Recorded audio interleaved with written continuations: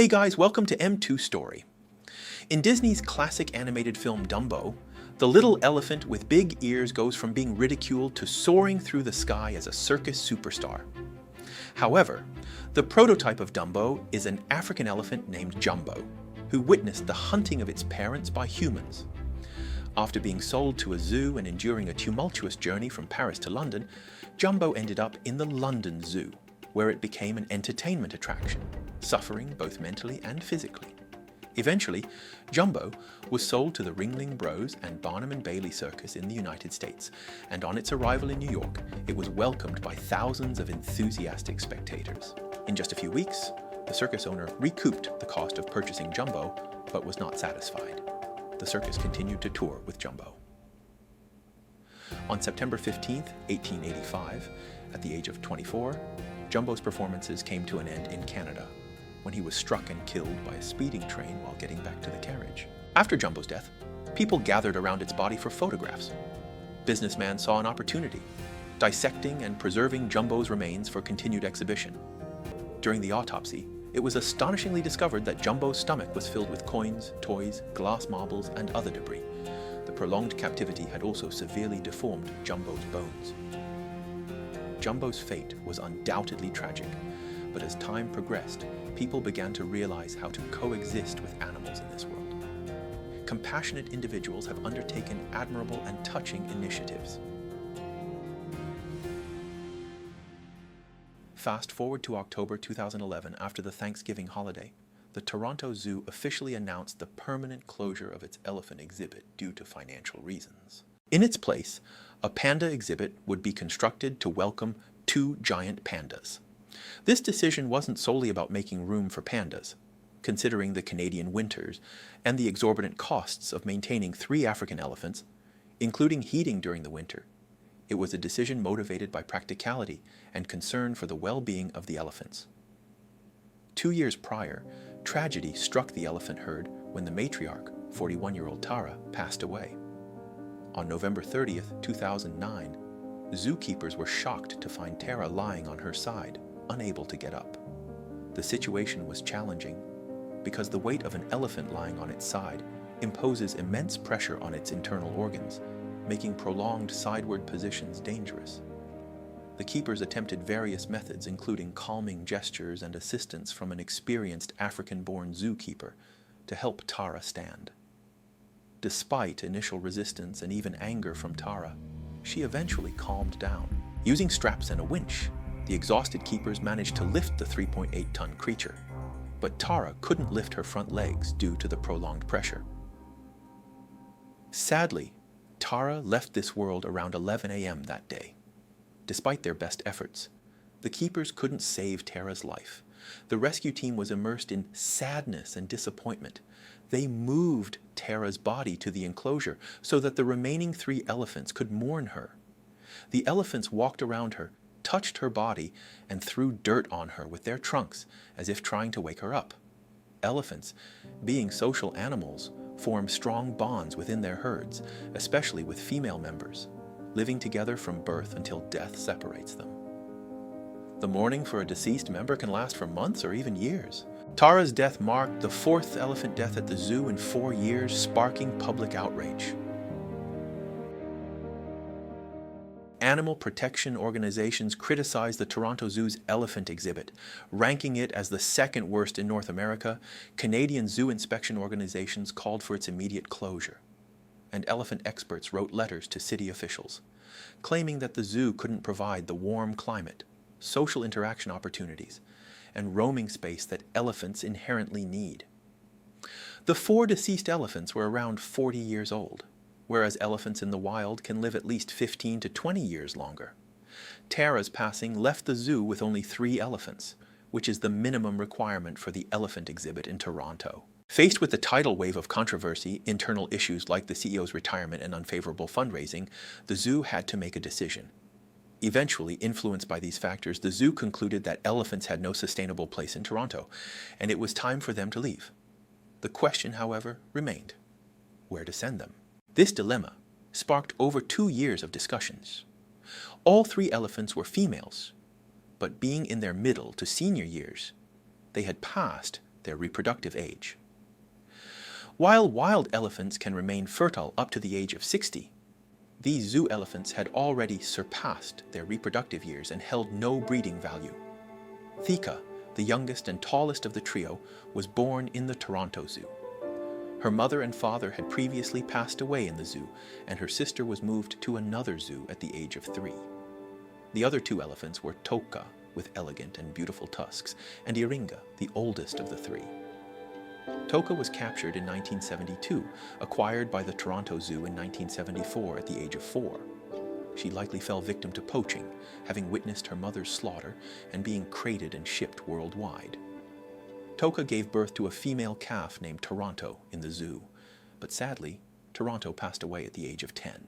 Despite this, Toka was the most adventurous of the trio, often exploring and enjoying playing with bundles of hay, stuffing them under her tusks while walking and eating. These 3 elephants had been inseparable for over 30 years. If one wanted to rest, the other 2 would stand guard, a sign of absolute trust within the herd. Therefore, for the sake of the elephant's psychological well-being, they had to leave together. Separating one from the others was not an option. Moreover, in response to the keeper's strong demands, any individual or group accepting these elephants was strictly prohibited from using iron-made elephant goads for training. Although such iron training tools are common in elephant training, the keepers of these 3 elephants had never used them, and they insisted on maintaining this practice. These requirements, though seemingly few, presented significant obstacles to finding a new home for the elephants. Infertility meant few zoos would be interested, and the ban on training goads ruled out circus involvement. So the question arose, who would willingly care for 3 large elephants? Each of these elephants, by the way, is roughly the size of a living room. It seemed impractical to have them living with just anyone. However, they couldn't stay in Toronto, as pandas were about to arrive, and the only alternative seemed to be euthanizing the elephants. The Toronto Zoo, fearing the backlash from such an unethical act, found itself in a difficult predicament. But then, a turning point emerged. Renowned TV host Bob Barker stepped in and said, "What's the big deal about 3 elephants? I'll take care of it for you." The 90-year-old man, famous for hosting the long-running TV game show The Price is Right from 1972 until his retirement in 2007, dedicated his life to animal protection. In 1995, he founded the DJ&T Foundation in the names of his wife and mother, focusing on providing free or affordable spaying and neutering services for cats and dogs to prevent overpopulation and reduce the suffering of stray animals on the streets. Bob is dedicated to animal protection, covering a spectrum from small rodents to large elephants. In California, he invested in a non-profit property known as PAWS, a vast expanse larger than the entire Toronto Zoo. This facility serves as a retirement home for elephants retiring from zoos and circuses. Featuring hills, ponds, numerous trees, and green spaces, it provides a completely free environment for the elephants. The staff's role is limited to feeding and cleaning, strictly avoiding any form of coercion. Situated in the warm California climate, it is an ideal retirement haven for elephants. Sounds perfect, doesn't it? However, there's a significant hitch. It's too far from Toronto. Spanning over 4,000 kilometers across the entire American continent, the logistical challenge of transporting elephants to Pauwes became a formidable problem. The first proposed solution was airlifting, but commercial planes were ruled out. No container large enough to accommodate an elephant would fit. Bob Barker suggested borrowing a transport plane from the Air Force, as he had done in the past, ferrying an elephant from Alaska to California. However, the Canadian Air Force lacked a plane of such magnitude. The US Air Force offered assistance, but could only make one trip, squeezing 2 elephants at most. 3 would be impractical. The Toronto Zoo, wanting the elephants to stay together, deemed this option unsuitable. The second option was a road trip, but with over 4,000 kilometers from Toronto to California, it posed challenges. The elephants would spend over 40 hours in transit, risking potential mental distress. Someone might wonder how the elephants were transported to the zoo initially in 1974. Back then, there were no air transport options, and these elephants were smaller and more manageable, so they were shipped from Europe via sea. Now, with no alternatives, the only option was a road journey. At this crucial juncture, a brave woman stepped forward to undertake this mission impossible. Margaret Whitaker, along with her team, specialized in transporting large animals, having successfully moved 17 elephants during her career. In preparation, the Toronto Zoo custom-made 3 special containers carefully measured to prevent the elephants from lying down, as their weight could compress their hearts, potentially leading to death. However, the containers couldn't be too cramped, as the elephants might go mad and start headbutting the boxes. It was a challenging task. Additionally, sufficient food, water, apples, and sweet potatoes as snacks were necessary to appease the elephants. The 3 containers were loaded onto 3 extra-long trucks with 16 wheels each. Bob Barker generously donated $700,000 to fund this elephant transport initiative. Preparations took over a month for this journey, and once on board, there was no possibility of stopping or turning back. So the final moment arrived, and the zoo was filled to capacity as children and adults alike came to bid farewell to the elephants that had lived in the zoo for over 30 years. The children who had seen these elephants when they were young now returned with their own children to say goodbye. From that day forward, the Toronto Zoo would no longer have elephants. The 3 elephants boarded the trucks, each container equipped with cameras. Margaret Whitaker, the team leader, monitored their every move on screens, with keepers, veterinarians, and 2 drivers per truck, ensuring non-stop travel. The journey proceeded smoothly, and a fast-track customs lane was opened at the US-Canada border. Within the US, they were stopped once by police for inspection, and after discovering their cargo, the officers even helped clean the boxes of excrement.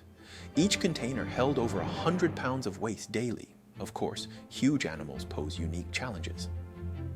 As the drivers switched shifts and entered the late night, measures were taken to prevent a rapid temperature drop, including insulating the ventilation windows after the elephants had their dinner.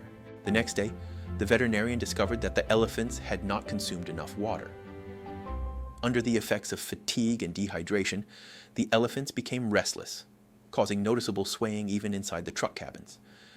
In a state of urgency, they had to make an emergency stop, but the anxious elephants refused to drink water. Every bucket of water offered was promptly kicked over. Faced with no other option, the veterinarian suggested a painstaking approach, feeding water gradually using water bottles. To supplement salt, sports drinks were added, with each elephant consuming over 100 bottles of water. The staff's hands were exhausted from the effort. After hours of this ordeal, the elephants finally calmed down and the journey resumed. Yet the challenges on the road were far from over.